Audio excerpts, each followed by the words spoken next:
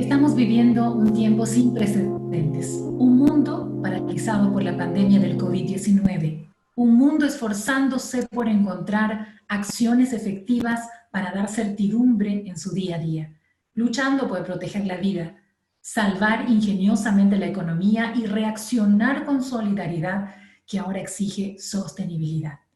Actualmente existe incertidumbre sobre la dinámica y la duración de la crisis económica asociada al COVID-19, pero ya se deja anticipar que el riesgo mayor recaerá sobre los derechos de la población más vulnerable, como lo es la niñez. UNICEF se ha planteado proveer insumos que ayuden al Estado boliviano en el diseño y la implementación de políticas públicas de respuesta y contención a esta emergencia sanitaria y sus impactos de corto y mediano plazo. El documento que conocerán a continuación propone justamente esto: generar evidencia preliminar sobre los impactos inmediatos de la emergencia sanitaria, el bienestar de los hogares con niños, adolescentes y mujeres embarazadas, así como consecuencias en la disminución de ingresos familiares debido a la crisis sanitaria. Queremos agradecer infinitamente recibirlos en esta tarde gracias a la tecnología y comenzamos rápidamente saludando a todos nuestros panelistas, a los participantes e invitados. Y damos la bienvenida hoy a este grupo selecto de personas con este documento: Protección de la niñez y adolescencia frente a la crisis COVID-19. Quiero dar la bienvenida a nuestros panelistas: Susana Sotoli, coordinadora residente del Sistema de Naciones Unidas en Bolivia; Rafael Ramírez, representante de UNICEF Bolivia; Alejandro Vera, jefe de políticas sociales de UNICEF Bolivia; a Wilson Jiménez, director ejecutivo de la Fundación ARU; y a Sergio Daga Mérida, vicerrector de la Universidad Privada de Santa Cruz de la Sierra, UPSA. Durante la presentación de este trabajo tendremos la intervención de nuestros panelistas y al concluir contaremos con un espacio de preguntas y respuestas para que ustedes puedan participar. Les pido que puedan escribirlas, revisen la sección inferior de esta pantalla, el Q&A, en la parte baja. Identifíquese con su nombre y organización a la que pertenece. La presentación de hoy permitirá conocer la manera en la que la crisis desatada por el COVID-19 afecta a la niñez y adolescencia boliviana. Además, nos permitirá pensar en estrategias para promover los derechos de niñas, niños y adolescentes en el presente y futuro. Damos la bienvenida a Susana Sotoli, coordinadora residente del Sistema de Naciones Unidas en Bolivia. Buenas tardes, Susana. Buenas tardes, mucho gusto de estar acá. Buenas tardes a todos y a todas. Contenta de tener esta audiencia que veo numerosa.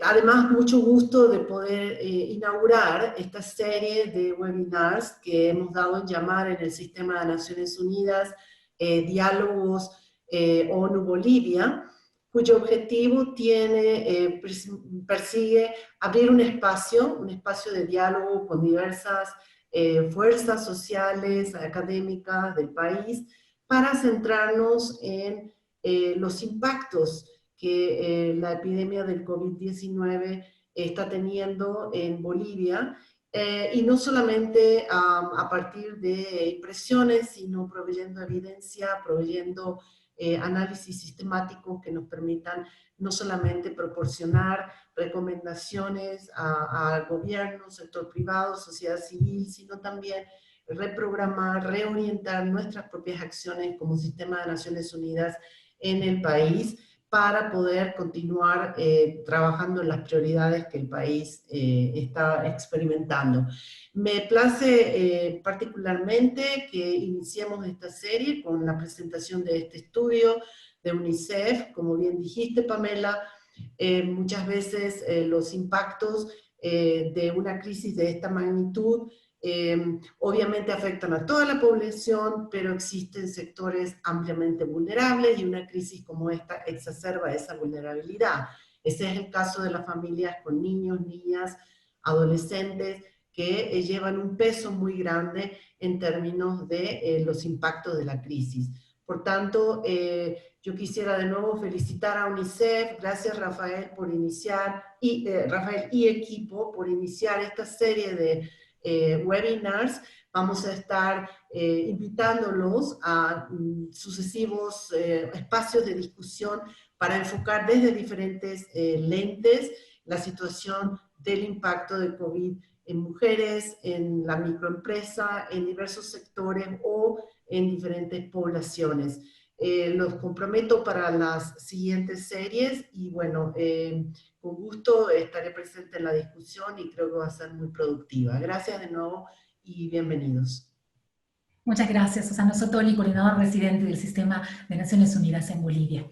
Ya lo saben, hoy nos promueve y nos provoca un gran desafío. Hoy presentamos el estudio Protección de la Niñez y Adolescencia frente a la crisis COVID-19. En esta introducción invitamos a Rafael Ramírez, representante de UNICEF en Bolivia, para que justamente nos dé la introducción de esto, que será una dinámica muy desafiante para todos. Adelante, Rafael.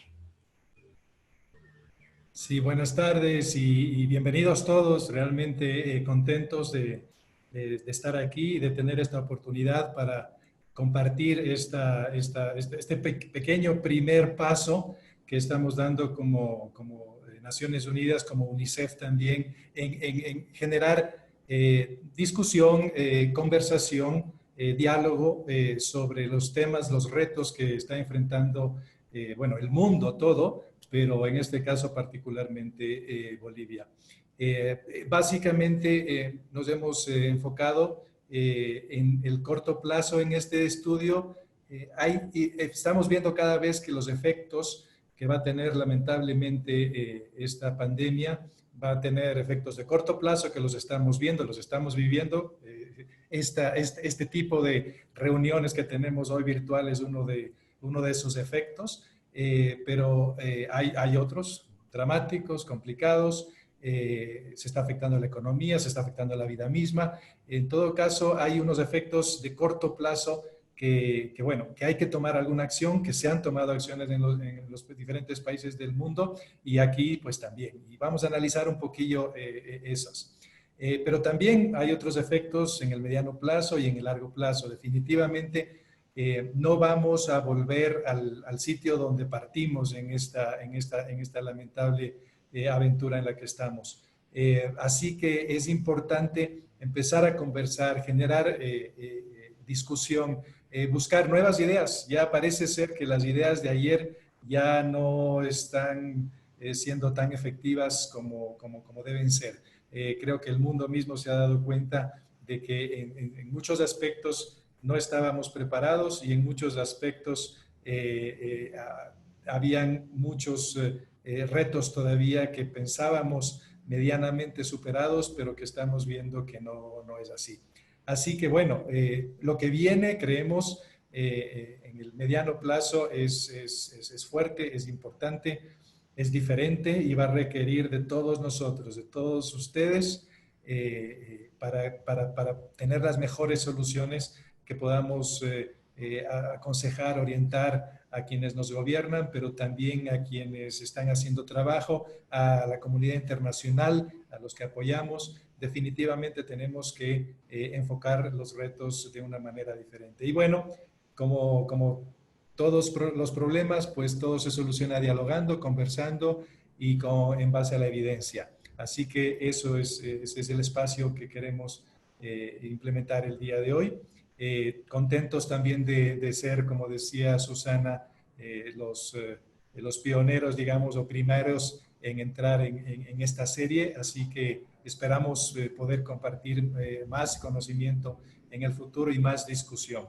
Así que bueno, creo que lo importante es ver qué es lo que nos presentan ahora los datos técnicos del análisis, del estudio. Así que voy a pasar voy a dejar ahí mi intervención, no sin antes agradecer otra vez a todos ustedes, a todos los que están participando. Hay algunos colegas, amigos, académicos que también nos han tenido que excusar por alguna razón, pero bueno, les pasaremos el documento. Agradecer también a nuestros socios que nos han apoyado durante estos años, durante este tiempo en particular, en este estudio en muy particular. Una apreciación especial para el gobierno de Suecia, la embajada que nos han apoyado, y también a la Fundación ARU, quien ha desarrollado el documento, con quienes también tenemos ya un trabajo de algún tiempo y bueno, pensamos tener más cosas interesantes que compartir en el corto plazo. Así que otra vez agradeciéndole a todos, les agradezco su presencia. Muchas gracias. Ahí estaba Rafael Ramírez, representante de UNICEF para Bolivia, y es tan importante tener información sobre los efectos que tiene la pandemia en la niñez y adolescencia. Es crucial para la toma de decisiones porque de ahí vienen los beneficios, viene el bienestar y el desarrollo. Comenzamos. Lo importante hoy es que tomemos todos empeño y decisión. Representante jefe de políticas sociales de UNICEF Bolivia, presentamos a Alejandro Vera. Bienvenido, Alejandro. Con él desarrollamos este documento. Muchas gracias, Pamela, y bueno, buenas tardes a todos y todas los que nos están acompañando, y agradecido, por supuesto, de la introducción de Susana Sotoli, nuestra coordinadora residente, y Rafael Ramírez, nuestro representante de UNICEF en Bolivia. Bueno, me toca a mí hacer la presentación del estudio, por supuesto de manera resumida. Vamos a hacer unos comentarios respecto de los principales hallazgos de este trabajo, sus principales conclusiones, y nos vamos a atrever, por supuesto, a hacer algunas recomendaciones también que surgen de este estudio, tratando de que esta presentación invite a todos los que nos están siguiendo a revisar el documento en su totalidad, que ya va a estar disponible a partir de hoy en la página de UNICEF. Seguramente luego vamos a compartir ese vínculo para que puedan revisar con mayor detalle el trabajo que hemos realizado, ¿no? Pasando a la primera slide, simplemente presentarles o comentarles cuál ha sido el interrogante motivacional, nuestra pregunta de investigación que junto a los colegas de Fundación ARU llevamos adelante para hacer este análisis. Y es la pregunta que figura allí, ¿no? ¿Cuál es el impacto de corto plazo de la emergencia sanitaria, esta emergencia en la que nos vemos no solamente Bolivia, sino todo el mundo, sobre el bienestar de los hogares con niños, adolescentes y mujeres embarazadas? Y acá creo que hay dos puntos importantes que en esta pregunta quisiera remarcar, que de alguna manera ya fueron introducidos por mis colegas. Susana decía que esta crisis afecta de manera particular a los niños y adolescentes. Estamos convencidos de eso, hay evidencia sobre eso, y es por ello que hemos centrado nuestro estudio en esa población objetivo, ¿no? Vamos a analizar, todo el estudio analiza la situación de los hogares con niños, adolescentes, y hemos incorporado también mujeres embarazadas. Esto no significa que pensemos que esta es la única población vulnerable. Por supuesto que hay otros estratos de la población, otros grupos que son igualmente vulnerables y a los que también hay que prestar atención. Nosotros, por nuestro mandato, por nuestro eje de trabajo, hemos decidido focalizar en esta población. O sea que del grupo de hogares de Bolivia vamos a centrarnos en un subconjunto, que es aquellos que tienen niños, adolescentes y mujeres embarazadas como integrantes de esos hogares.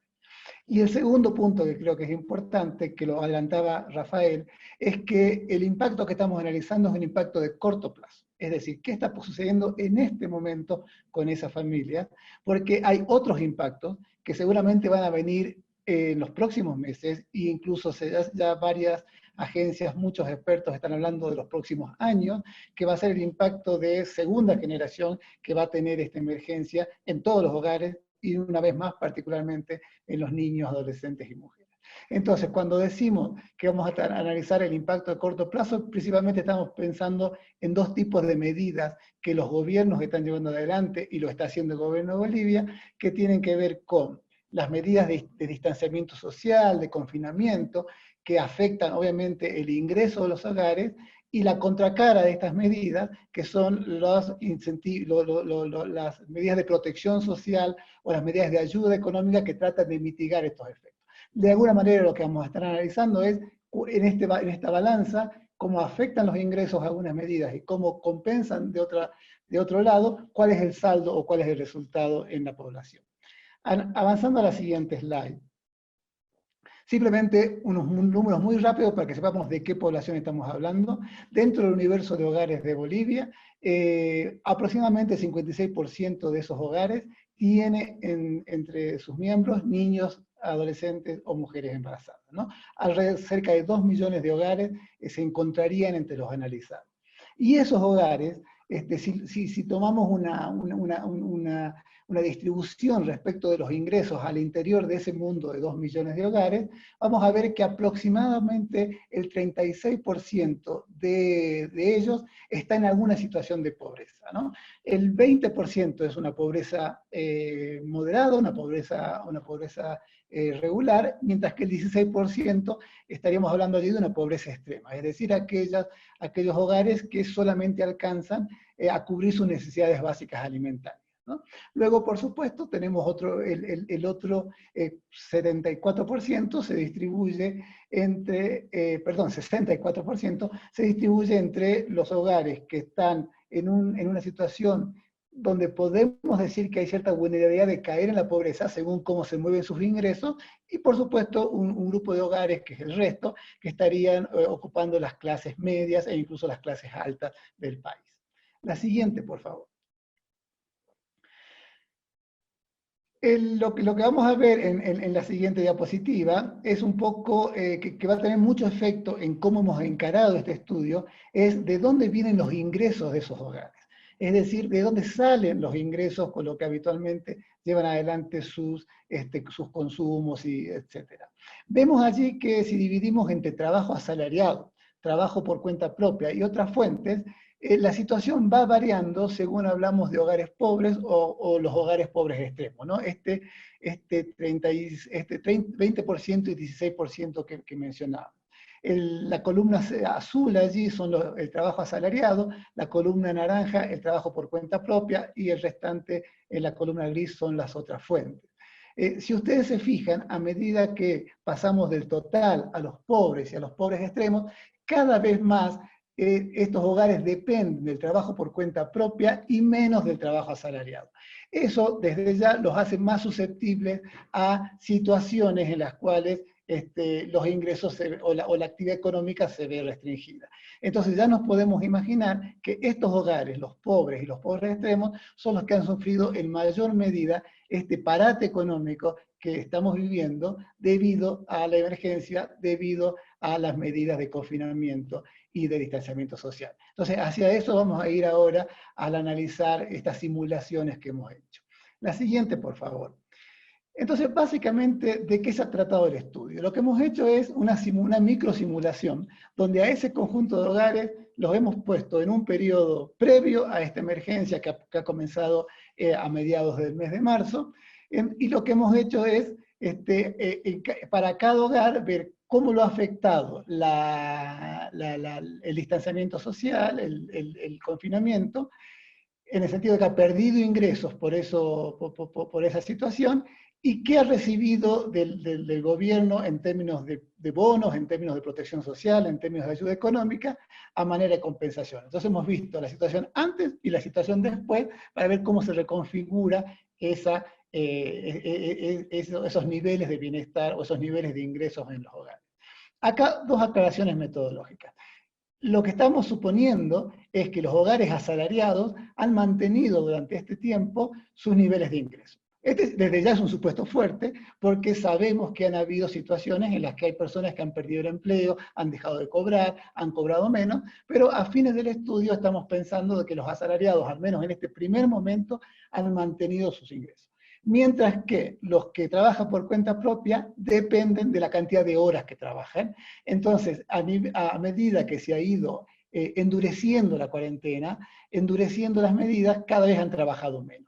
Así tenemos un momento 1, que más o menos es en marzo del 2020, donde la tercera semana de marzo había una restricción parcial de 12 horas, luego la última semana ya teníamos el confinamiento total, luego vamos a una segunda etapa que es abril, con la cuarentena y emergencia sanitaria completa, donde la restricción es total y solamente se puede salir a la calle 4 horas a la semana. Entonces suponemos que los cuentapropistas solamente podían trabajar en ese momento.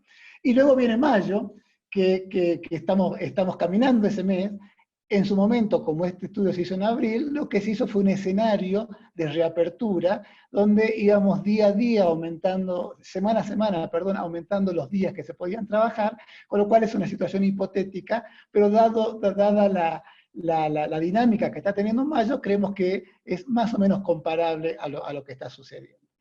Ahora, eso en términos de las restricciones. En términos de bonos, en términos de ayuda económicas, en marzo comenzaron las subvenciones a algunos impuestos, a algunas obligaciones de las familias. En abril comenzó el pago de los bonos, principalmente dos, el bono familia y el bono canasta familiar, y en mayo comenzó el pago del bono universal, ¿no? Entonces, cuando veamos los ingresos, en marzo solamente vamos a estar hablando de las subvenciones, en abril vamos a estar hablando de estos dos bonos, familia y canasta familiar, y en mayo estaríamos hablando del bono universal.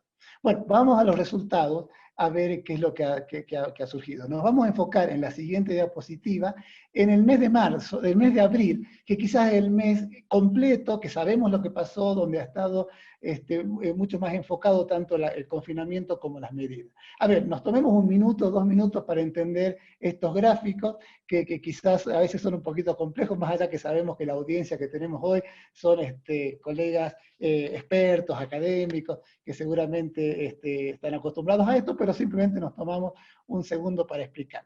A ver, este gráfico lo que nos está diciendo para el mes de abril es, hacia la parte superior del gráfico, son los subsidios que han llegado desde el gobierno. Esa nube negra que hay allí, lo que está marcando es para cada decil de hogar, es decir, si dividimos a los hogares en 100, para cada uno de los deciles, cuál ha sido el impacto que los subsidios han tenido en términos de su ingreso. Entonces allí vemos que el bono familia más el bono canasta han tenido una distribución bastante progresiva, en el sentido que han impactado mucho más en los primeros deciles, es decir, en los deciles más pobres, y menos a medida que vamos avanzando hacia el decil 100, que es el más alto. Abajo, en la parte inferior, esa nube celeste, es la pérdida de ingresos por la no posibilidad de trabajar en la misma medida que se trabajaba antes. Así que ahí vemos que también esa pérdida de ingresos afecta más a los hogares pobres que a los hogares no pobres. Ahí diríamos que es regresiva. Y simplemente esas barras verdes en el lado positivo o rojo en el lado negativo es el efecto neto. Es decir, los subsidios menos los ingresos.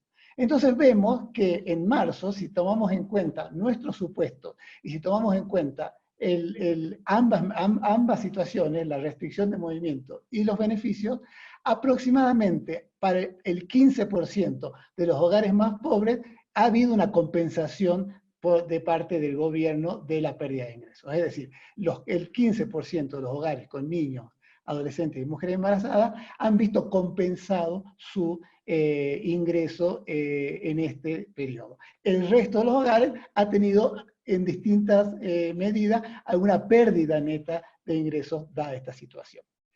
Si les parece, vemos en la siguiente slide nuestra simulación de mayo, que como decíamos no es exactamente lo que ha sucedido, pero es bastante orientativo, y acá tenemos, como vemos, un problema. ¿Cuál es? Que en mayo el bono familia y el bono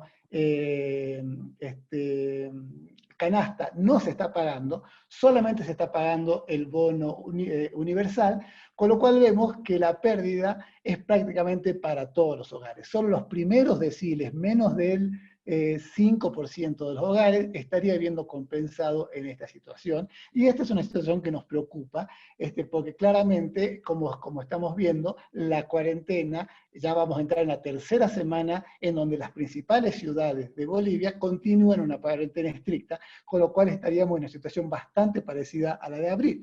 Así que por eso nos animamos a hacer una simulación este mismo mes, pero agregando nuevamente el bono familia y el bono canasta, y esa es la siguiente slide, que por favor la podemos pasar, donde vemos que si atacaríamos la situación con los 3 bonos, la situación cambiaría radicalmente, ¿no? Ahí vemos que si los bonos se repiten, prácticamente el 50% de los hogares estaría cubierto, e incluso hay ahí un rango que va del 50 al 70%, donde la situación sería como neta, ¿no? Como equilibrada. Así que por supuesto que este sería un escenario donde hay una mucha mayor compensación de la situación de los hogares. A ver, a medida de síntesis, en la siguiente slide podemos ver un resumen donde vemos estos 3 meses que hemos hablado, marzo, abril y mayo, y donde vamos a ver, por favor pasamos a la siguiente, justamente un poco lo que veníamos comentando, cuál es el percentil, el porcentaje de población que ve sus ingresos compensados, ¿no? En el momento 1, ninguno, pero esto es normal porque en el momento 1 solamente se habían hecho las subvenciones impositivas, en el momento 2 ese 15% del que hablábamos, y en el momento 3, en el caso de que se repitieran los bonos, hasta el percentil 50.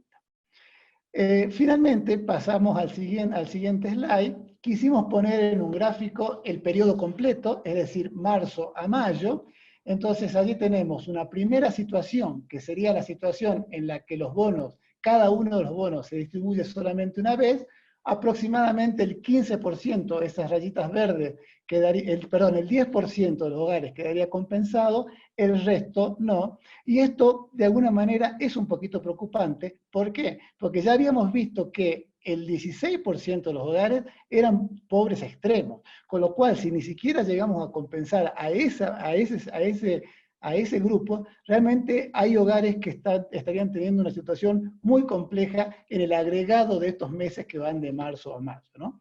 Una vez más hicimos el ejercicio de si los bonos se repitieran en mayo, y es la slide que sigue, por favor, y vemos que de ese 10% pasamos más o menos a un 15% de compensación positiva, es decir, incluso una ganancia en términos de ingresos, y llegamos hasta el 25% de la población con algún saldo positivo o negativo muy chico.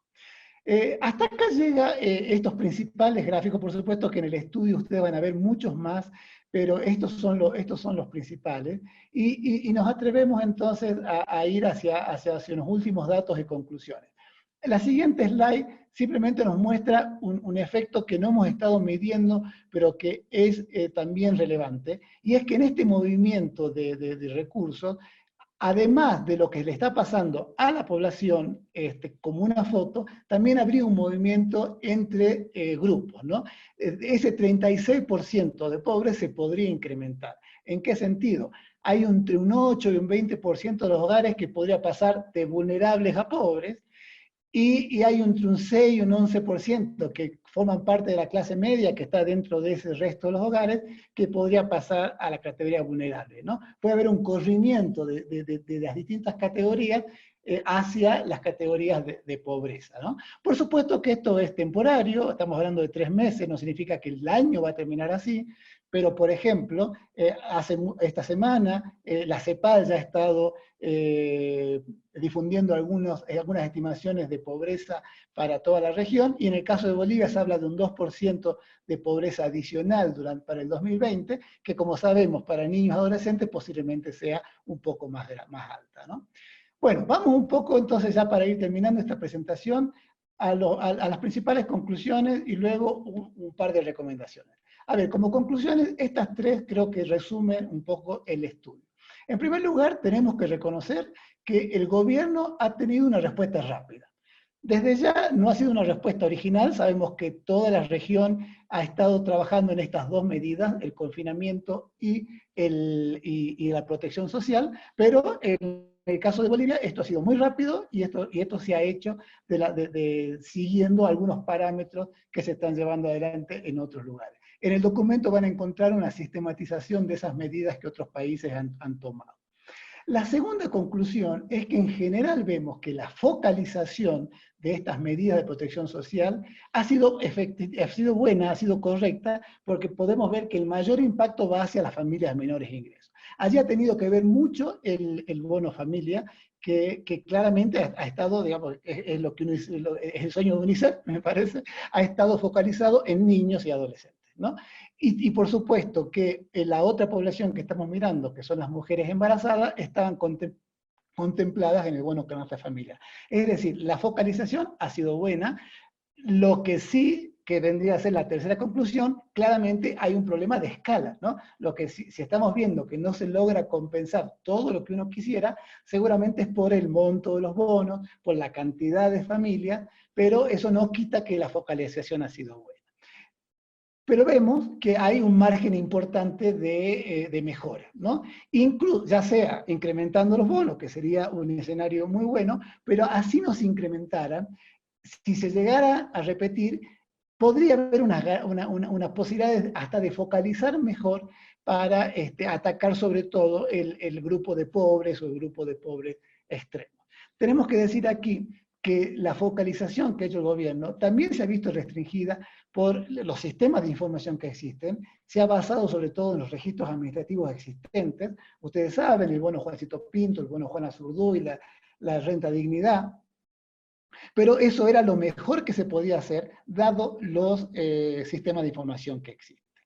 Y ahí, con este comentario, atamos de alguna manera lo que serían las recomendaciones, que vamos hacia la siguiente slide, que es la última de mi parte, que cuando hablamos de recomendaciones decimos, en primer lugar, creo que ya ha quedado claro por cómo lo venimos presentando, nuestra recomendación al gobierno, que a su vez ya lo hemos transmitido antes de esta presentación, es que los bonos se debieran sostener al menos durante el tiempo que dure la cuarentena. Está visto que en abril ha habido una situación más o menos pareja en el sentido de que hemos logrado al menos compensar al sector más pobre de la población, pero en mayo ya vemos que no, si es que no se repiten los bonos. Y si la cuarentena continúa, va a haber que seguirlo pensando. Quizás no hay que repetirlos exactamente igual, quizás hay que focalizarlos mejor, quizás hay que rever los montos, pero los bonos deben sostenerse, porque si vamos a seguir con la gente en cuarentena, si vamos a seguir con restricciones al trabajo, se debe compensar a esa familia de manera que tengan los ingresos para mantener sus niveles de subsistencia. La segunda recomendación es lo que nos está enseñando a Bolivia y a toda la región esta emergencia.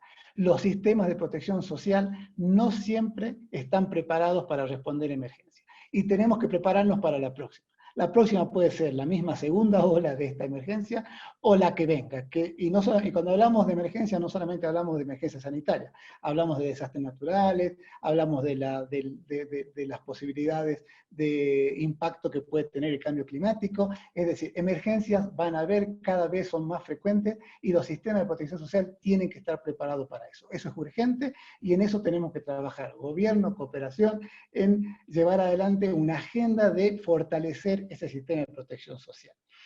Y finalmente, el sistema de protección social no se agota en los bonos, hay otras áreas que son igualmente importantes y para las cuales hay que empezar a pensar también modificaciones, también fortalecimientos hacia el largo plazo, sobre todo en lo que tiene que ver para los niños adolescentes, lo que es la salud, lo que es la educación, y un mandato que nos marca nuestra agenda de desarrollo sostenible, de no dejar a nadie atrás. Claramente, incluso en estos actuales programas, hay poblaciones particularmente vulnerables que no están siendo tenidas en cuenta y tienen que ser parte de estos programas, como por ejemplo niños en situación de calle, niñez migrante y otras poblaciones que están viendo sus derechos en riesgo debido a que no forman parte de algunas coberturas.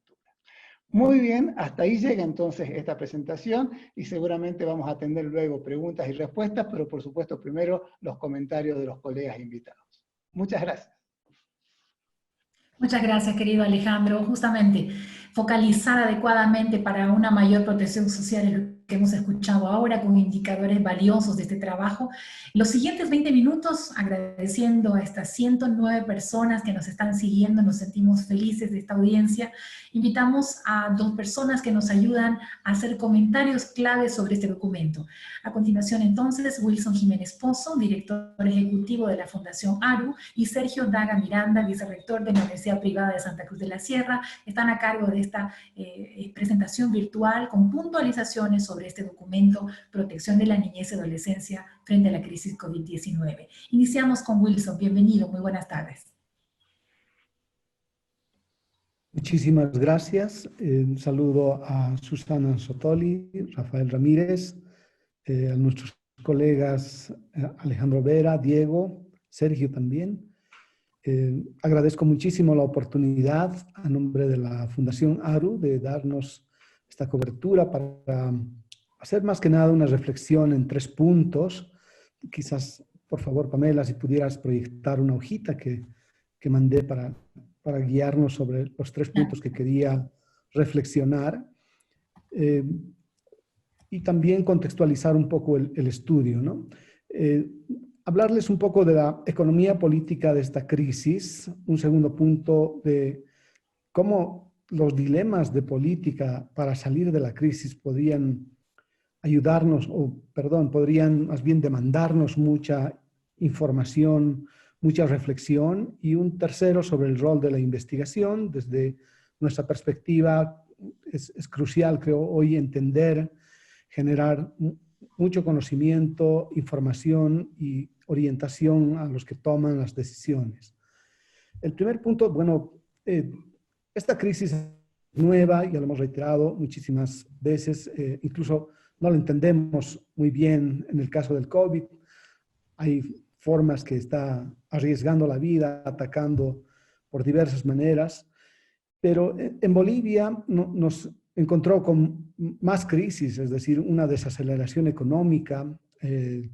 Ya el crecimiento económico era muy bajo, 2.2 creo el 2019. Teníamos ya una inestabilidad política y una debilidad institucional que es particularmente muy evidente en el caso de las instituciones de salud. Una sociedad con alta desigualdad, pobreza, vulnerabilidad, ya incluso antes de la crisis, los problemas eran tremendamente serios, y los impactos de la crisis nos plantean también una secuencia entrelazada y muy compleja, es decir, desde el punto de vista de la temporalidad tenemos efectos inmediatos, incluso de corto plazo y mediano plazo. El largo plazo no sabemos, queda muy poco visible en este momento. Hay efectos diferenciados sobre, por ejemplo, a raíz de este estudio, vimos cómo los entornos de los hogares de niños, adolescentes y mujeres embarazadas pueden estar siendo amenazadas, pero también hay otras poblaciones vulnerables como adultos mayores, discapacitados, gente marginada, que puede tener también efectos muy fuertes y requieren, por lo tanto, medidas complementarias. Esta economía política de la crisis está generando también dilemas, ¿no?, en torno a quienes deben recibir algún tipo de atención, protección, trabajadores, empresarios, el sector agrícola, el sector manufacturero, los asalariados, los cuentapropias, etc. Nosotros hemos preferido un poco centrarnos en la atención de este documento en los trabajadores que viven día a día, digamos que generan ingresos en pequeños negocios familiares y que dependen fuertemente de su presencia y la interacción vendiendo, proveyendo servicios o elaborando productos casi día a día, y que hoy se ven restringidos de movilizarse, de utilizar transporte, de generar esos ingresos día a día, con muy poco capital, por supuesto, y que pueden ver cortado ese flujo de ingresos y por lo tanto ser mucho más vulnerables a este tipo de eventos. Por esa razón, este choque de oferta es muy fuerte y significativo cuando las restricciones atacan sobre todo a las personas que están viviendo día a día. En segundo lugar, salir de la crisis plantea dilemas de política, ¿no? Hoy estamos viendo una demanda por flexibilización justo porque los costos, es decir, porque la carga del confinamiento, de la cuarentena, está siendo cargada desigualmente, ¿no?, principalmente por estos trabajadores cuenta propia, negocios familiares, que hoy exigen salir por sus transportes, ir a vender, salir a proveer servicios, pero al mismo tiempo también hay una demanda por protección, es decir, que atención en salud, activar y ser atendidos oportunamente, y esto pues exige respuestas rápidas. Y ahí hay un paralelismo, ¿no? En el caso del COVID, bueno, sabemos que deberíamos tener digamos, un sistema de salud fuerte, pero en la atención a veces hay gente que está usando ivermectina, cloroquina, hidroxicloroquina, etcétera. Y en el área de economía, bueno, pues estamos respondiendo con lo que sabemos, ¿no? Transferencias, subvenciones, estímulos keynesianos, etcétera.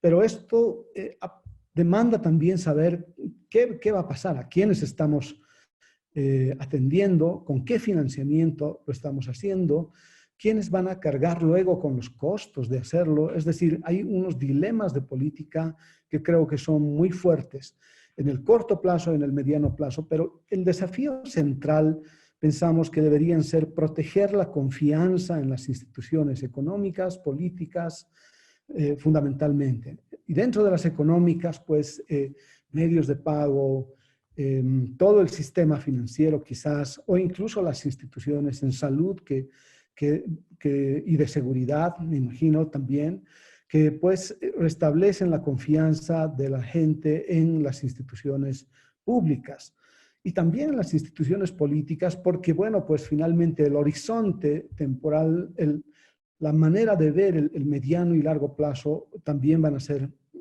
relevantes, creo, a medida que los problemas se hagan más complejos y debamos tener una salida más clara a la crisis, ¿no?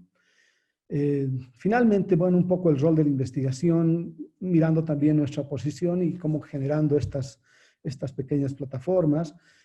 Agradecemos muchísimo el apoyo que nos ha dado UNICEF de poder generar alguna evidencia y centrado en eso quisiéramos pues destacar que la investigación hoy debe fuertemente estar centrada en la evidencia, de proporcionar muchos datos y de acompañar al ciclo de políticas. Es decir, hay que generar, creo, investigación muy oportuna, porque las preguntas de investigación son, creo, casi día a día, cambian los contextos, nuevos elementos intervienen, hay que tomar decisiones radicales muy, muy importantes casi cada día y la demanda por investigación puede ser muy, muy enorme.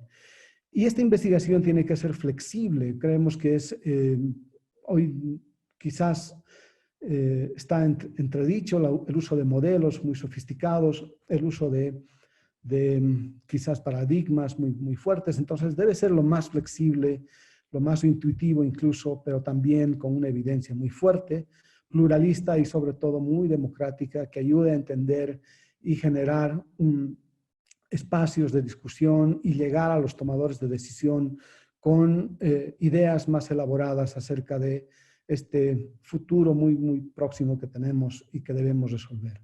Hasta ahí, por favor. Muchas gracias a todos. Gracias, querido Wilson. Estábamos escuchando las palabras del director ejecutivo de la Fundación ARU en este análisis y comentarios puntuales sobre el documento de protección de la niñez y adolescencia frente a la crisis COVID. Damos la bienvenida ahora a Sergio Daga Miranda, el vicerrector de la Universidad Privada de Santa Cruz de la Sierra, para compartir con nosotros justamente su punto de vista, puntualizaciones y esto que va a enriquecer prácticamente a toda la comunidad que toma decisión, camino y generación de políticas en este país. Adelante, bienvenido, vicerrector. Muchísimas gracias, Pamela. Agradezco muchísimo a UNICEF la invitación. Un saludo cordial a Susana, a Rafael, a Alejandro, a Diego y quien me acompaña en los comentarios, a Wilson. Un placer compartir con él esto. Yo voy a compartirles una pequeña presentación que he preparado para estos momentos. La idea que quiero mostrarles son 4 grandes ideas. Primero, lo que rescato del documento. Luego, algunas preguntas que yo me fui haciendo a medida que fui leyendo el documento. Luego, algunas, creo, consideraciones a la metodología de las simulaciones y cómo se le llegó a los resultados.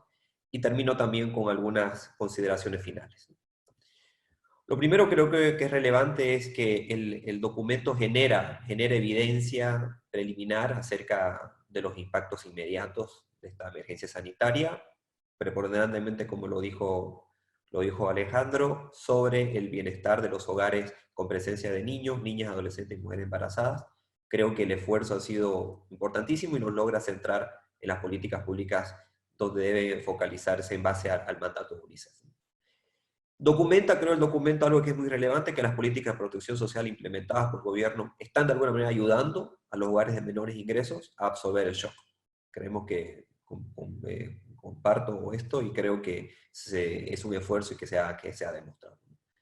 ¿Qué rescato? Una de las consideraciones que ya lo mencionó de alguna manera Alejandro es que se podría extender sobre todo el bono canasta familia a los beneficiados por controles quizás prenatales del bono Juana Zurduy de los 2 últimos años, debido a que esto permitiría cubrir aquella zona o aquella brecha o aquel segmento de la población que inicialmente no está recibiendo ningún tipo de bono, que son la población entre 2 a 4 años, ¿no? Que actualmente no está cubierta. Otra cosa relevante, creo yo, es que el estudio invita a no solo estimar el efecto agregado, ya para futuras investigaciones. Los autores han sido muy explícitos diciendo de que este es un estudio que solamente va a mirar el agregado, pero creo que el estudio invita a mirar no solamente el agregado, sino a desagregar el impacto que puede tener sobre los hogares con niños, niñas y adolescentes y mujeres embarazadas, pero posiblemente por zona geográfica boliviana, por rango de edad del jefe de hogar o por nivel de educación del jefe de hogar. Yo creo que eso podría ayudar mucho a poder dimensionar un poco estos impactos agregados que nos mostró Alejandro.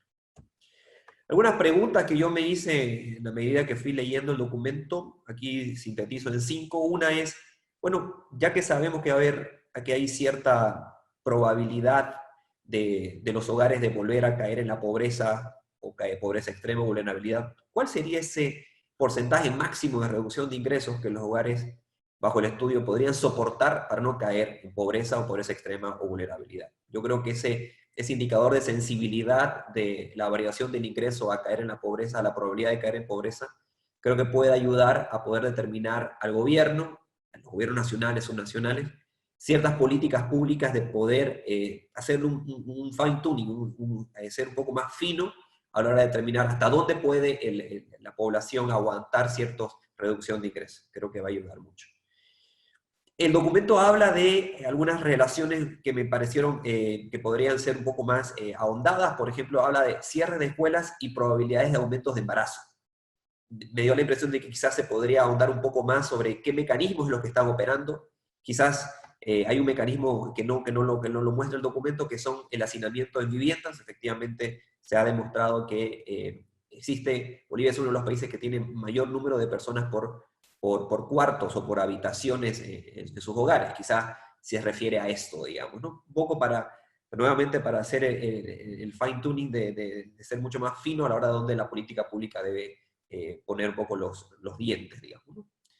Luego, la pregunta que yo me hacía es, bueno, ¿cuál es la incidencia en el ingreso del diferimiento de créditos sobre los hogares bajo estudio? Si bien el estudio ha sido muy explícito en decir, vamos a mirar solamente estas medidas que son de protección social, uno podría también pensar de que este diferimiento del crédito, sobre todo en Bolivia, que es un país cuya penetración de las microfinanzas es tan grande, también podría dar de alguna manera cierta inyección de liquidez a las familias y podría estar ayudando a que los hogares puedan haber soportado de alguna manera este impacto, dado que no han pagado ciertos créditos. Uno podría decir, bueno, no son los más pobres entre los pobres, sin duda, no son los más pobres entre los pobres los que deben tener algún crédito activo, pero es posible que mucho grupo vulnerable tenga créditos activos y que podría ser interesante su estudio, ¿no?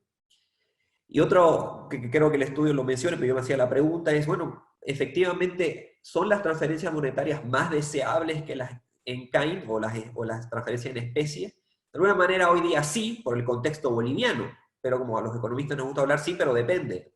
Depende si efectivamente tenemos un proceso inflacionario controlado, de alguna manera no hay, porque este shock ha sido tanto shock de oferta como de demanda, sin duda, pero no necesariamente es así siempre. Entonces habrá que pensar también cuáles podrían ser algunas medidas, por ejemplo, los bancos solidarios que se implementó en ciertos departamentos como en Santa Cruz, ¿no?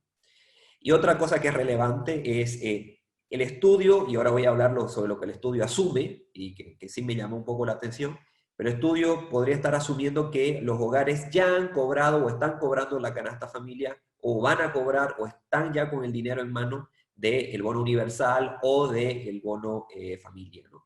Entonces, ahí lo cierto es que no necesariamente, ¿no? Porque los hogares hoy día no están pudiendo alcanzar, porque la bancarización en Bolivia es baja, se está pagando a través del sistema financiero, y ahí se me ocurre, qué sé yo, ¿no? Todas estas innovaciones en billetera móvil, en pagos electrónicos, quizás lo que decía Alejandro, para prepararnos para la segunda ola, es estar dispuestos a poder quizás bancarizar a la población como un todo, y proyectar y profundizar estos pagos electrónicos a través de celular y demás, ¿no? Entonces, una cosa que también me quedó dando vueltas, y fue sobre todo por la emergencia que se vive en algunas ciudades de Bolivia y sobre todo en Santa Cruz, ¿qué es necesario para disminuir este impacto sobre los niños y niñas, por ejemplo, que acompañan a padres en las cárceles? Está bien, hemos estudiado los hogares, y esto en base a la encuesta de hogares del 2018, perdón, pero ¿cuáles podrían ser, qué políticas puntuales se podrían hacer para estos privados de libertad y sobre todo para sus hijos, ¿no? Que creo que es un mandato que UNICEF le tiene muy claro. Y bueno, aquí quiero hablar un poco sobre lo que me llamó la atención en los supuestos que se utilizan para poder determinar las simulaciones, ¿no? que han sido fuertes. Uno es, se utiliza la encuesta de hogares 2018 como el periodo base, y se asume que los hogares se comportan en febrero o en marzo del 2018, del 2020, como la encuesta de hogares del 2018, que básicamente es un levantamiento de información entre noviembre, octubre del año 2018. Sin duda que, mirando ingresos, uno no debería esperar mucho cambio, porque el proceso de inflación ha sido bajo, con lo cual haber hecho un ajuste por inflación hubiese sido lo ideal. Pero lo que sí me llama la atención es que la ciclicidad del empleo en Bolivia es alta, y sobre todo la migración formal e informal es alta, con lo cual podríamos estar asumiendo cierta estructura del mercado laboral en el febrero o en marzo del 2020 que existía en noviembre, octubre del 18, que no es la misma. Otra cosa que es relevantísima, y el documento lo dice, es que en las simulaciones los trabajos asalariados no sufren pérdidas de ingresos ni despido de sus puestos de trabajo. Lo que sí es cierto es que ya hay una evidencia a través de un trabajo a nivel de América Latina que se está realizando por muchos investigadores, a la cabeza de Christopher Nielsen, de la Universidad de Princeton, donde se han hecho son más de 2.500 encuestas a pequeñas y medianas empresas en Bolivia, y el 62% de las empresas pequeñas y medianas en Bolivia, entre ellas informales y formales, dicen ya haber despedido al menos a una persona en el último mes. Entonces sí podríamos estar hablando de despidos, y eso es lo que al final del día el esfuerzo ha sido muy relevante, porque es muy difícil poder obtener la información con la frecuencia que se necesita, pero creo que es bueno tomar, a la hora de hacer políticas públicas, no asumir que los trabajadores asalariados no han sufrido ningún tipo de desempleo ni pérdida de ingresos, porque no es necesariamente así. Si bien hay una ley laboral que protege esto, a la hora del día a día no necesariamente así se cumple. Y otra cosa que es muy relevante, la metodología de simulación de ingresos es hipersensible a la declaración de ingresos, a la declaración del tiempo de trabajo del trabajador, porque, bueno, todos los que conocen la encuesta de hogares Bolivia se dan cuenta que el trabajador puede decir, bueno, ¿cuál es la frecuencia de generación de estos ingresos? ¿Es diaria? ¿Es quincenal? ¿Es mensual? Entonces, lo que asume el estudio es, dados ciertos periodos definidos, ellos dicen, bueno, debido a que en marzo y abril tenemos un nivel de confinamiento de ciertas horas, entonces vamos a asumir que este ingreso, ¿cuánto hubiese sido el ingreso que se gana en estas 4 horas, en estas 15 horas, en estas 12 horas? Claro, eso es muy importante decirlo, porque es muy sensible el resultado al final del día de los efectos a ese supuesto, decir, lo mismo que yo ganaba en un mes, si lo paso ahora a días, esto es mi ingreso por día. Y hay una diferencia en la intensidad del trabajo que Wilson es un experto y la conoce muy bien. Entonces, dado los supuestos de la simulación, entonces era esperable esto, que los hogares con ingresos por cuenta propia, los cuentapropistas que se dirían, o el sector más informal, se ven más afectados por el shock. Y por último, tres cosas así que me llamaron la atención y que podría ser como los takeaways, digamos, de este documento. Uno, hay que priorizar necesariamente el presupuesto público en salud, de lo contrario, los efectos no deseados sobre el capital humano son elevadísimos, pero sobre todo se mina la posibilidad de la recuperación rápida y con crecimiento y desarrollo Bolivia. Yo creo que es hora de de todo esto que se viene hablando desde hace mucho tiempo de la priorización de la salud, bueno, sin duda que es el momento de la priorización y hay que ponerlo por obra. A mí me llama la atención esto, ¿no? Y el trabajo lo habla, de alguna manera, la diferencia de educación que hay entre los jefes de hogares y esa desigualdad a mí me gusta más estudiar que la desigualdad del outcome, que es el ingreso. Me gusta más estudiar esta desigualdad de los determinantes de los ingresos, entre ellos la educación de los jefes de hogar. Y esa brecha es la que hay que disminuir. ¿Y cómo se disminuye esa brecha? Obviamente con una educación de calidad desde el inicio. Y puede incluso esta mayor brecha que se puede estar abriendo minar la posibilidad de una movilidad social de la población. Se habló de que en los años de la bonanza económica existía un aumento interesante en la movilidad social de la población. Es posible que esto también impacte en la movilidad social. Y el documento lo habla, que es la importancia de acceso a Internet para los estudiantes debido a la situación en la que vivimos actualmente. Sí, es una pata de una mesa con dos patas, digamos, pero yo creo que la otra parte, o el puente, una parte son los estudiantes, otra son los docentes, ¿no? Yo creo que la importancia de la preparación a la docencia es fundamental y es donde quizás hay que hacer mucho hincapié, ¿no? Sobre todo en lo que se viene. Una cosa que queda claro, y con esto termino, Bolivia tiene una necesidad urgente de mapear la pobreza con cartillas de seguimiento socioeconómico en los hogares, porque no podemos seguir dependiendo de los registros administrativos públicos para poder seguir otorgando las ayudas de protección social, porque caemos claramente en los errores de exclusión e inclusión que habla el documento. Errores de exclusión, estamos incluyendo a gente que no debería estar, y errores de inclusión, no estamos incluyendo a gente que sí debería estar. Entonces, yo con esto, queridos colegas, concluyo mis comentarios y agradeciéndoles mucho nuevamente la invitación. Muy bien, muchas gracias. Queremos agradecer la participación del vicerrector de la URSA y vamos rápidamente a decirles también a ustedes que pueden estar activos con nosotros en esta teleconferencia y es importante que puedan utilizar la parte inferior de su pantalla donde podrán encontrar la palabra Q&A y ahí colocar algunas preguntas. Voy a empezar rápidamente con las dos primeras que se han formulado. La primera para Alejandro, por favor. ¿Qué medidas podemos asumir para ayudar a la protección de niñas y niños, sobre todo los que están en comunidades más vulnerables? En Bolivia el sistema de protección presenta muchas debilidades y no es la prioridad para los gobiernos departamentales y municipales. Esto se ve reflejado en la poca asignación de recursos económicos. Pregunta la señora Gabriela Alvis para Alejandro. Muchas gracias, Pamela, y bueno, muchas gracias también, Gabriela, por la consulta. A ver, creo que voy a utilizar la pregunta para responder sobre algo que quizás no sea exactamente lo que se preguntó, pero esto tiene que ver con una confusión histórica que tenemos siempre en dos temáticas que trabajamos de UNICEF, que es, por un lado, la protección infantil, o la protección de la infancia, y por otro lado, la protección social. Yo creo que la pregunta orienta hacia lo primero, pero voy a aprovechar para decir algo sobre lo segundo, y después hago un rápido comentario sobre lo primero.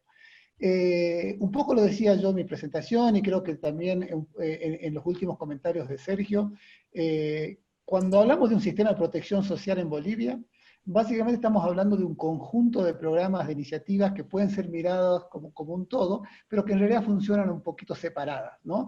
Principalmente estos 4 grandes programas que podemos resumir en el bono Juancito Pinto, el bono Juana Zurduy, la renta dignidad y el bono para la discapacidad.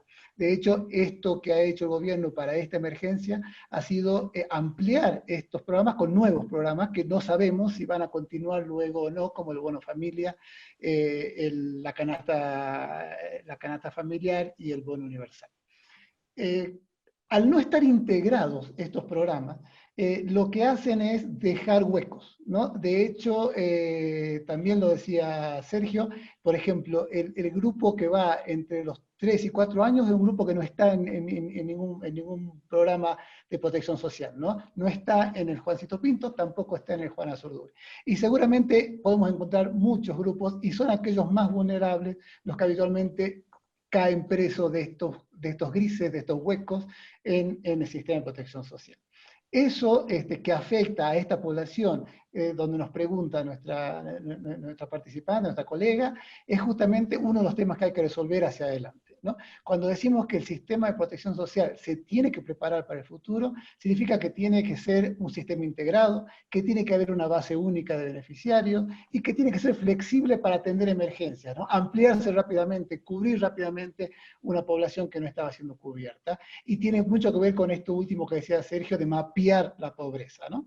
Así que allí me parece que esas son las cosas que hay que hacer. Ahora, para no dejar de decir algo sobre el sistema de protección de la infancia, que está reglamentado en este país por el Código Niña, Niña, Adolescente, y que justamente tiene mucho de implementación departamental y municipal, que me parece que por ahí también iba la pregunta. No es motivo de este webinar, pero sí quiero decir que lo venimos estudiando de UNICEF y que justamente una de las debilidades que tiene es la debilidad de financiamiento, ¿no? Lo tenemos documentado y seguramente habrá una oportunidad de hacer una presentación en ese sentido. El nivel de inversión en el sistema de protección en los 3 niveles de gobierno es realmente muy bajo y allí empieza a notarse la falta de estructura, la falta de institucionalidad respecto de la deseada, y una emergencia como esta nos demuestra justamente esa falencia. Digamos, así como hay que fortalecer el sistema de protección social, también hay que fortalecer el sistema de protección de la infancia para enfrentar esta emergencia y las que vienen. Muchas gracias. Gracias, querido Alejandro. Damos la bienvenida a Evelyn Troche. Interactuamos en esta teleconferencia tan importante para el Sistema de Naciones Unidas. Evelyn, te escuchamos para compartir sobre este documento. Vamos a habilitar enseguida el micrófono. Evelyn Troche. También levanta la mano otra persona más. Vamos a ir esperándolos. Mientras tanto mientras habilitan su micrófono, la segunda pregunta dice lo siguiente, Laura Torres Cano. Buenas tardes, ¿cuál fue la metodología utilizada para la investigación? ¿Qué instrumentos se utilizaron y el tipo de número de muestra?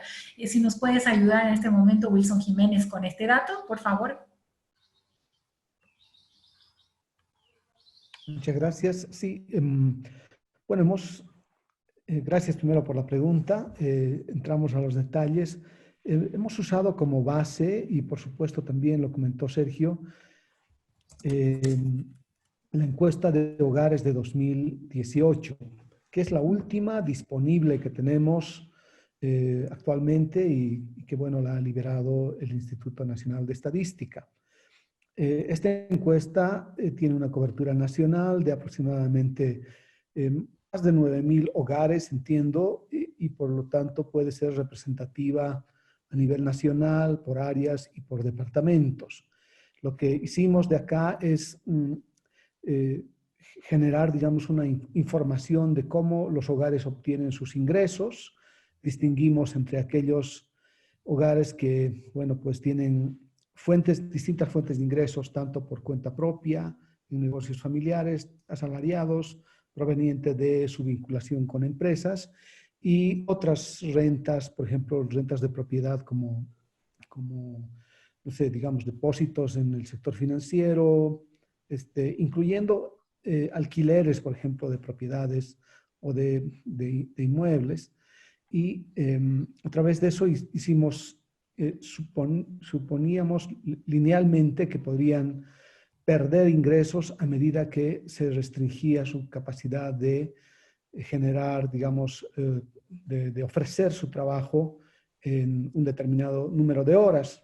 Las restricciones que se impusieron limitaron esto y, bueno, pues ellos podrían tener menos ingresos. Y enfatizo en esa palabra podrían porque es como, no estamos diciendo este es el escenario, sino condicional. Si los hogares, por ejemplo, no pueden salir a vender o a hacer sus actividades laborales, si cumplieran con la cuarentena de manera estricta, saliendo a las horas que se les permite, este sería el costo, digamos, de la cuarentena en este tipo de actividades. Por supuesto, en la realidad hemos visto muchas otras cosas. Gente que puede estar rompiendo la cuarentena, puede estar haciendo actividades económicas de manera, digamos, sin cumplir esta normativa. Hay otros trabajadores que, por ejemplo, ofrecían servicios o tal vez vendían productos no esenciales y cambiaron de rubro aprovechando la movilidad de capital y la posibilidad que les otorgaba esa flexibilidad que tienen en la ocupación. Han ocurrido más cosas. Simular esa parte de las soluciones que proponen los hogares es más difícil, pero este es un condicional. ¿Qué pasaría si, ¿no?, los hogares reducirían su oferta laboral? Entonces, las pérdidas a lo largo de la distribución del ingreso serían esas. Entonces, son como condicionales, no son exactamente lo que está pasando, pero son, digamos, una figura que podría generar, o sea, darnos alguna idea de lo que está pasando o entender lo que está pasando. Hay una demanda hoy por flexibilización, por salir a las calles. Gracias. Gracias, Wilson. Jorge Halcón Ramos, gracias. Nos pregunta, el estudio al parecer estuvo centrado en el área urbana. ¿Qué datos se tienen para las áreas rurales? ¿Cómo se viabilizan a los niños y niñas adolescentes del área rural el post-COVID-19? Querido Alejandro, si nos ayudan con esta pregunta.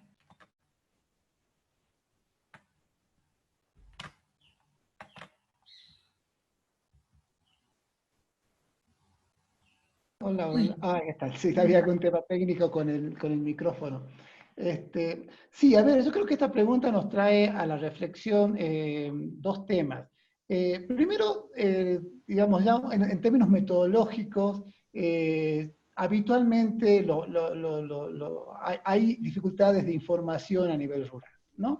Y no vamos a entrar ahora en una discusión tan técnica respecto a eso, pero sí como una generalidad, ¿no? Muchas veces los análisis, los estudios enfocan mucho en la población urbana, o la población urbana está sobre representada, y no podemos decir lo mismo del sector rural, o no podemos hacer esas segregaciones del sector rural.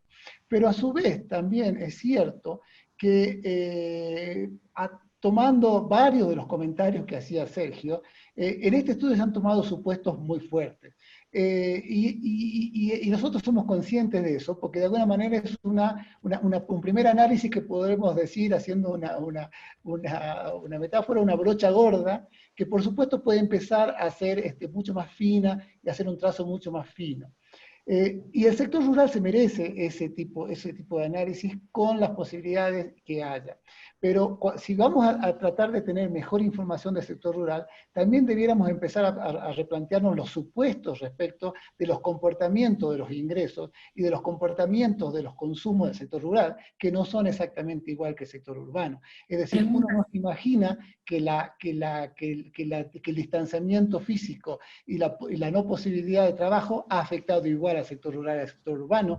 Hay experiencias de autoconsumo, hay una lógica de trabajo diferente que debiera ser tenida en cuenta y debiera analizarse de manera precisa. Somos conscientes que no hemos llegado a ese nivel, ojalá tengamos las posibilidades de hacerlo, porque estamos de acuerdo con el comentario, nos parece pertinente la mirada de ese sector, que en Bolivia todavía es una población bastante grande si comparamos con los promedios regionales. Muchas gracias. Muchas gracias, Alejandro. Tenemos una pregunta para Rafael Ramírez, representante de UNICEF en Bolivia. El señor Daniel Moreno dice, más allá de la desagregación por nivel socioeconómico, ¿hay manera de ver impactos diferenciados de crisis y de políticas para mitigar sus efectos en torno a otras variables? Específicamente, ¿se puede ver efectos diferenciados por área de residencia, por condición étnica, por ejemplo? Menciona.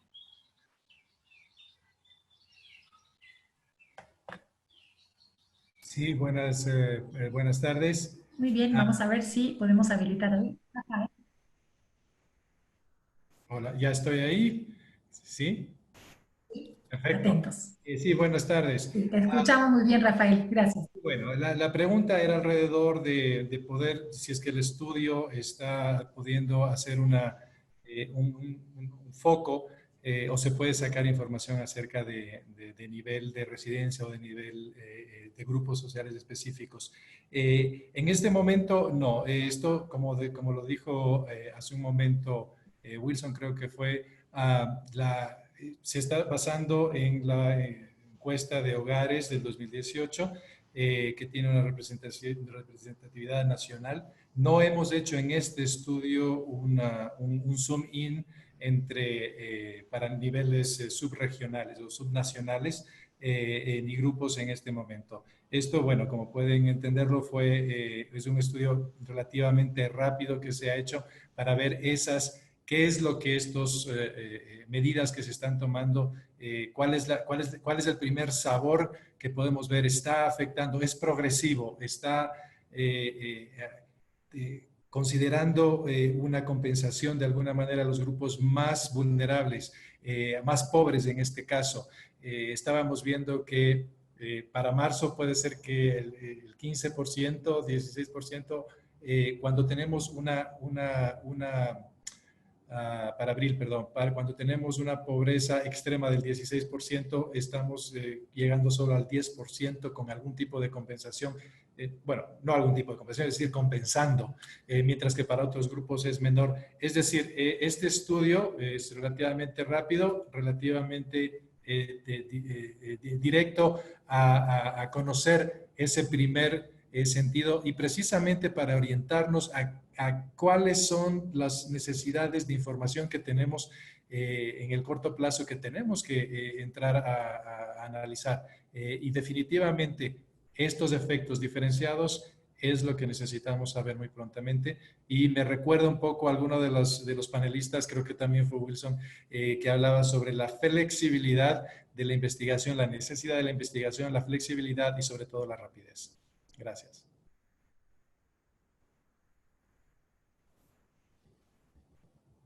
No escuchamos. Ahora sí.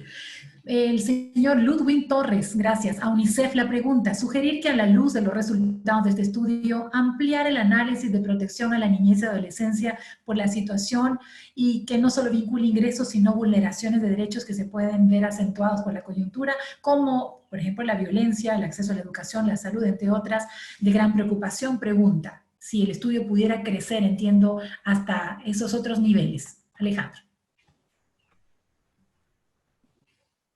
Sí, no, perfecto, muchas gracias. Bueno, ahí vi que Rafael también se tentó muy rápido para responder esta. Para ambos puede ser. Yo voy a hacer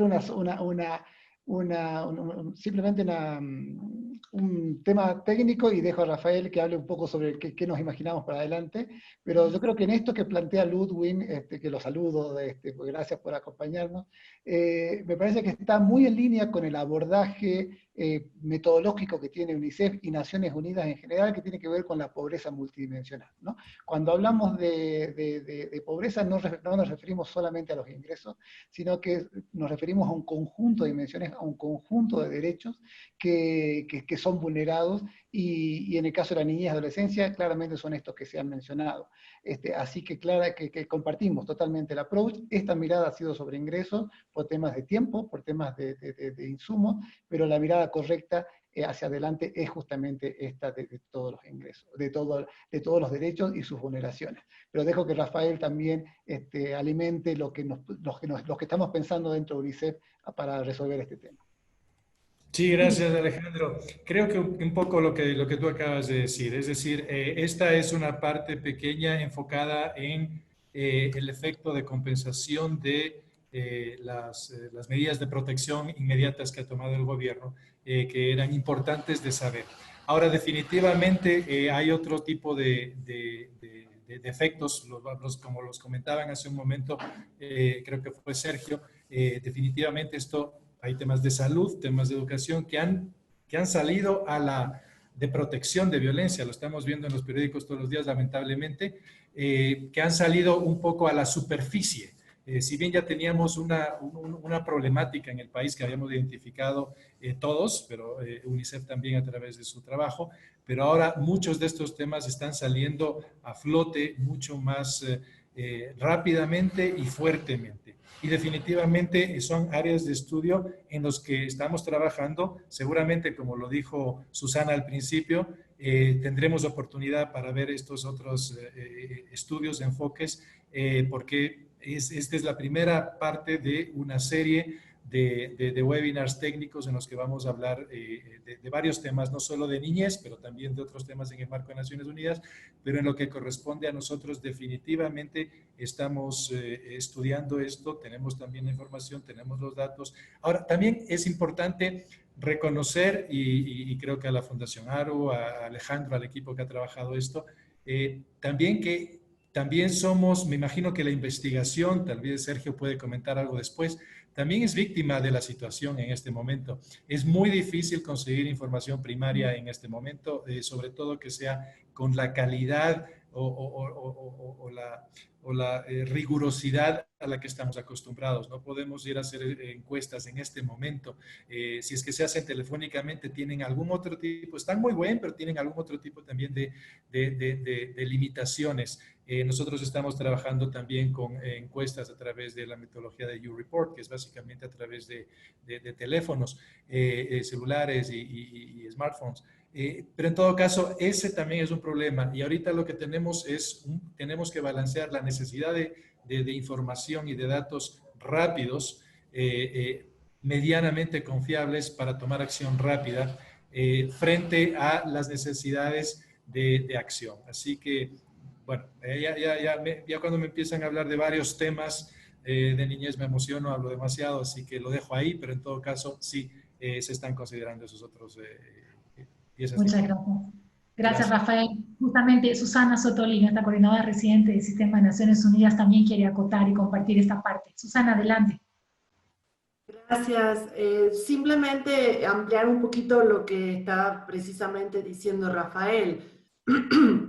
Tenemos suerte que UNICEF muy rápidamente se puso a trabajar en este estudio para darnos no solamente un puntapié inicial en términos de evidencia, y como decían Alejandro y Rafael, de manera inmediata, a corto plazo, con ciertas limitaciones metodológicas, sino que además de que en el futuro próximo vamos a estar presentando desde otros ángulos, con otras metodologías, la situación de las mujeres en particular, la situación de las pequeñas y medianas empresas, la situación del empleo en particular, y vamos a tener ocasión de ver los impactos desde diferentes ángulos.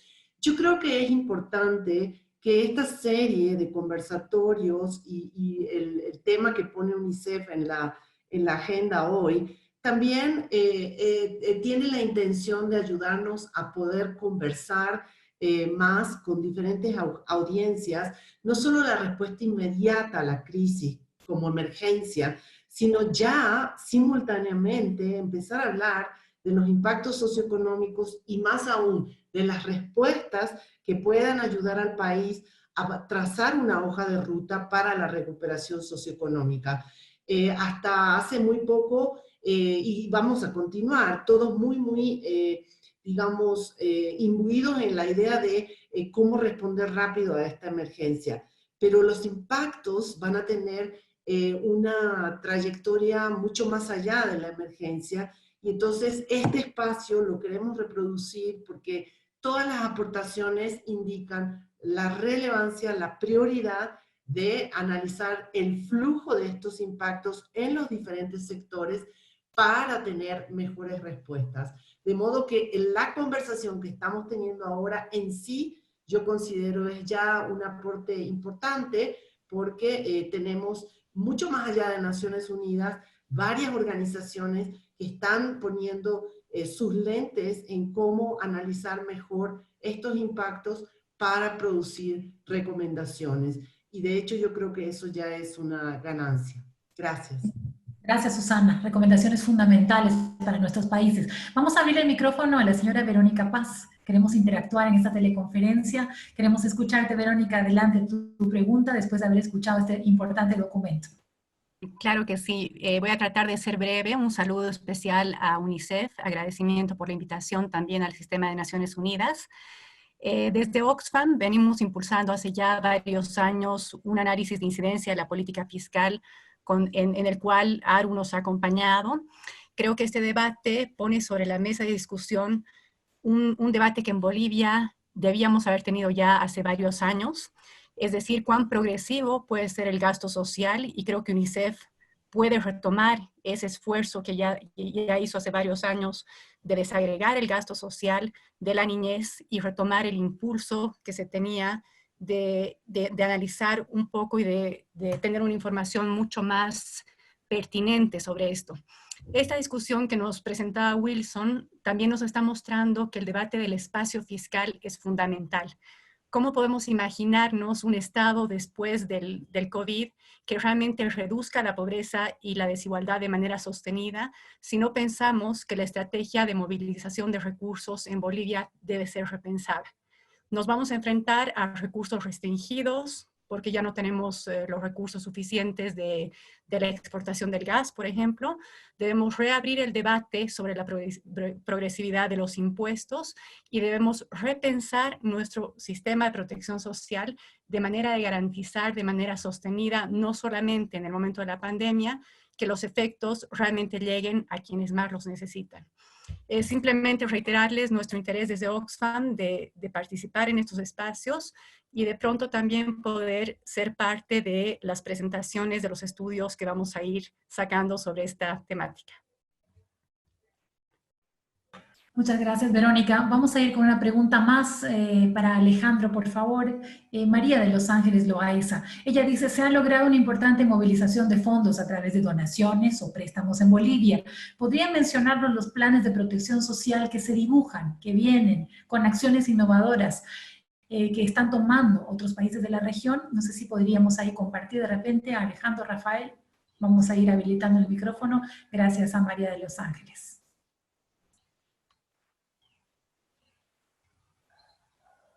Ahí estamos con el micrófono. Muchas gracias, María de Los Ángeles.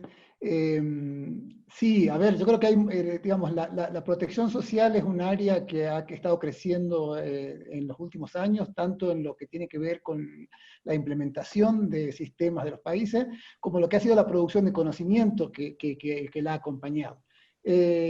Digamos, como yo comentaba en la intervención anterior, el sistema de protección social de Bolivia tiene mucho todavía, mucho espacio para mejorar. No hay que inventarse mucho, digamos, hay buena experiencia respecto de hacia dónde tenemos que ir, y creo que volvería a repetir estas 2 o 3 características a las que debiéramos apuntar, ¿no? Un sistema integrado, en el sentido de que sus programas dialoguen, una base única de información de beneficiarios para asegurarnos de este diálogo, para evitar duplicaciones, y un sistema que no deje a nadie atrás, ¿no? Que no tenga baches, que no tenga vacío. Estos son, creo que, medidas inmediatas a las que debiera ir el gobierno con el apoyo de todos los actores para tener un sistema de este tipo. En paralelo, otra discusión que está teniendo mucha fuerza en la región es lo que se conoce como ingresos universales, sobre todo para la niñez, ¿no? Cambiar la lógica de un sistema de protección así armado con mosaicos para que sea un solo sistema que asegure un ingreso mínimo para toda la población, independientemente de su situación de pobreza, de localización, etnia, etc. ¿no? Entonces, ese es un modelo al que se está discutiendo mucho, que de hecho UNICEF lo promueve también, que sería un cambio de paradigma que se podría pensar. Cualquiera de los dos caminos creo que son buenos, pero lo importante es empezar a avanzar hacia la mejora en nuestro país. Muchas gracias. Muy bien, queremos agradecer, estamos teniendo bastantes preguntas, todas las vamos a poder responder. UNICEF ya tiene esta base de datos a través de los correos que ustedes gentilmente han utilizado para ingresar a esta teleconferencia. Nos sentimos honrados de su participación y nos compromete, como siempre, a seguir trabajando mucho más. Vamos a esperar solo unos minutos más y animarlos a ustedes que todavía están enlazados, poder levantar la mano derecha de la pantalla, tiene usted la manito para levantar y poder interactuar. Queremos escuchar su punto de vista. Cuán importante es hoy esta acumulación de información y de evidencia que puede dar al Estado Nacional y a los bolivianos la certeza de acciones concretas en protección a los más vulnerables, niños, niñas, adolescentes, mujeres embarazadas y familias. Así que queremos agradecerles en este momento esta participación y bueno, vamos a ver inmediatamente que este no será el único encuentro. que estamos listos y convocados con nuevos desafíos, nuevas mediciones, nuevos momentos de análisis y de evidencias para poder continuar. Rafael, te doy paso porque estamos llegando casi al final y es importante que la gente sepa que este no es el primer encuentro, que hay un camino que recorrer juntos todavía. Sí, gracias. Sí, definitivamente no es el primer encuentro, como lo dijo Susana desde el principio. Lo que nos estamos dando cuenta es que tampoco van a poder ser tan espaciados como los habíamos pensado en su momento, porque parece ser que hay una necesidad de conversar, de dialogar desde diferentes ámbitos mucho. Así que eso creo yo que es algo que lo vamos a analizar, a retomar con Susana, para ver, no solo desde UNICEF, desde las otras agencias también, tener quizás más frecuencia de poder conversar temas específicos. Nos han dado gran información, creo yo. Esto, como yo lo decía, es qué sé yo, un aperitivo, si es que lo podemos poner de esa manera, en el sentido de que es poco, corto y para iniciar. Y bueno, lo que me satisface bastante, y agradezco otra vez a Alejandro, a su equipo, pero también a la Fundación ARU, es bueno, que lo han hecho relativamente rápido, relativamente bien, claro. Creo que quiero retomar las conclusiones o recomendaciones más bien que nos hacía Alejandro al final, que en este momento, para esta situación, para esto que acabamos de analizar, pues parece ser que es una idea razonable mantener los bonos en alguna forma, buscar montos, buscar focalización, pero mantenerlos. Creo que está completamente claro que hay que fortalecer el sistema de protección social. Y ahí quizás conecto con la última pregunta. Pero el tema es que no solo en Bolivia, en muchos países en la región, lo que decimos o se llaman sistemas de protección social, que son básicamente estos sistemas, estos como safety nets se dicen en inglés, que es básicamente para cuando tienes un problema o si tienes una condición especial, te ayudo. Todos los países hablan de un sistema, pero la verdad son muy pocos los que tienen un sistema. Lo que tienen es una colección de diferentes programas que no están conectados, y ese es parte del problema. Así que hay que fortalecerlo, hay que lograr tener un buen sistema único de protección social. Ampliar los beneficiarios, definitivamente hay muchos que se nos están quedando fuera. Lo mencionaba Sergio, creo que era.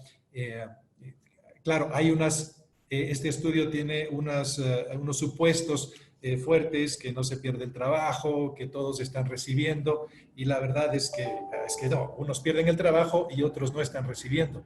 Entonces, eso necesitamos ampliarlo más para que los reciban no solo los que deben, de acuerdo al programa, sino los que también están fuera del programa. Me parece interesantísimo el tema de la confianza. Cuando hablaba Wilson de los dilemas de políticas para salir, yo digo no tanto para salir, sino quizás al salir de la emergencia, del susto sanitario, que esperemos que sea pronto, no parece que va a ser en las siguientes semanas, pero esperemos que sea pronto, el tema de la confianza en las instituciones. Definitivamente, porque juega la economía, juega la política, todo juega, y si no tenemos instituciones fuertes, no tenemos instituciones en las que confiamos, pues definitivamente no va a poder funcionar las cosas como queremos. Y claro, tener instituciones fuertes también significa poderles apoyar a estas instituciones para que hagan su trabajo de la mejor manera. Me encantó el tema de la necesidad de evidencia, la necesidad de información, de investigación, y sobre todo el tema de rápido, flexible y democrático. Así que también puede ser un nuevo paradigma, ¿no? Muchos nos gustan los estudios y el conocimiento la palabra esta que usan, ya la dije hace un momento, qué sé yo, rigurosos, ¿no? Hay que ser técnicamente riguroso. Sí, pero ¿cómo balanceamos la necesidad de actuar hoy?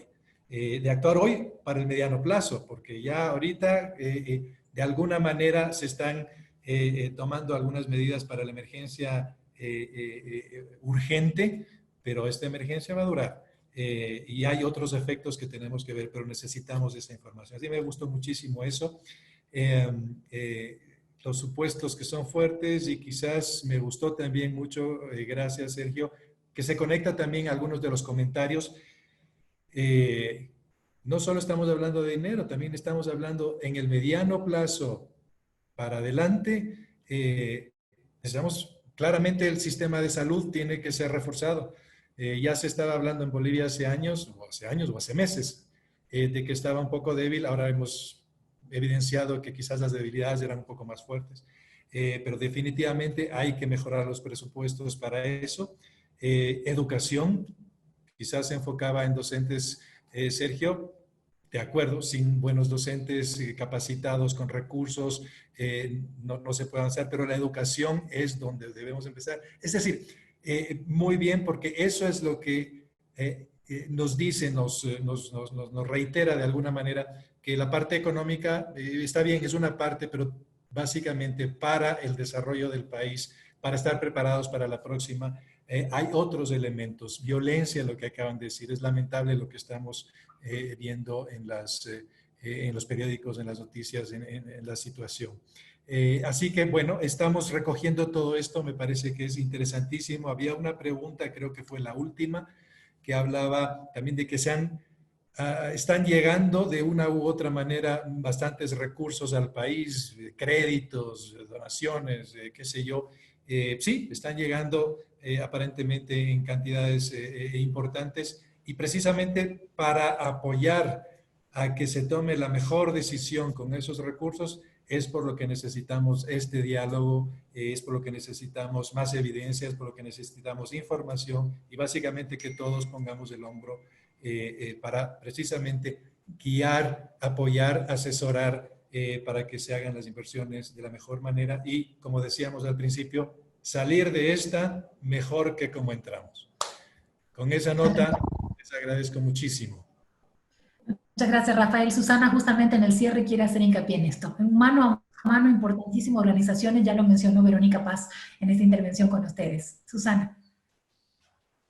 Me parece ideal poder complementar el llamado de Rafael a tener cada vez mejores análisis para poder influenciar las inversiones en el país, especialmente inversiones que provienen de cooperación internacional, multilaterales, y en complemento a eso, y recordando lo que Verónica decía, en términos de la trayectoria que UNICEF tiene en Bolivia y globalmente, de una mirada al presupuesto desde la perspectiva de los derechos de los niños, creo que la invitación de Oxfam a mirar el tema presupuestario, fiscal, es clave, puesto que Bolivia, como país de reciente ingreso al estatus de país de ingresos medios, cada vez va a tener que ir introduciendo medidas innovadoras de inversión y de movilización de recursos domésticos, porque la ayuda internacional se va a volver, digamos, diferente en otros términos, y por tanto es siempre ver, y sobre todo en nuestros países en Latinoamérica, en donde los recursos están no siempre distribuidos de manera equitativa, y la calidad del gasto es un punto importante, porque muchas veces existen los recursos, pero no están bien distribuidos, implementados, y eso supone que, por ejemplo, podamos pensar en el contexto de esta serie de conversatorios, abrir la discusión a temas tan importantes como, por ejemplo, presupuestos, la calidad, la equidad del presupuesto, también al tema de sistemas de protección social, que como decía Rafael,